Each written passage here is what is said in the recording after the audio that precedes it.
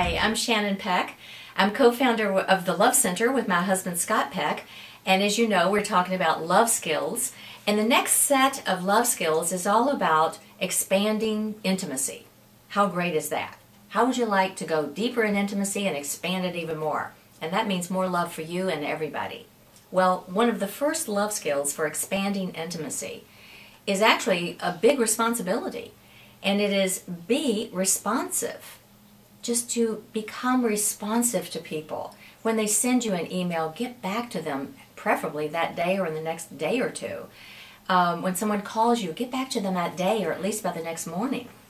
And that's responsiveness. We all, in intimacy, the thing we want is validation. Our actions show that you're important to me, I care, I'm responsive to you, I hear your question, I hear your heart, and I want to respond now to you because you really matter to me.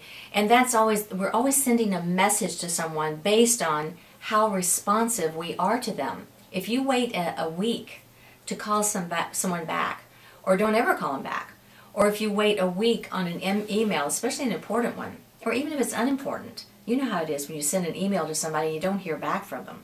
It's really a slap in the face. It's insulting. And the hardest thing for any of us in our self-esteem is when we're rejected. And it feels like a total reject. When we are not responded to, when it could be a loved one who's just in the habit of ignoring you. It could be your mother, it could be your husband or wife, it could be your child, somebody that you really deeply care for and you don't understand. Why can't they be responsive? Perhaps they're either overwhelmed with too much activity, which is often the case today. People are so stressed they just cannot get back to everybody. And if you really can't get back to everybody, it's wonderful to begin the conversation with, I'm so sorry I haven't been able to, you've been on my mind ever since I got your wonderful email. Or you've been on my mind ever since I got your call and I've been wanting to respond and I'm taking the time now because I really want to, I care about you and I want you to know that you've been on my mind. Now that kind of response helps a lot when there's a gap, when they haven't heard from you.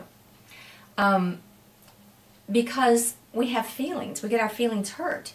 And when we feel rejected and the person hasn't gotten back to us, or honestly, you can be sitting there having tea with somebody and having a conversation and you're talking about something in your heart and they're not even responding.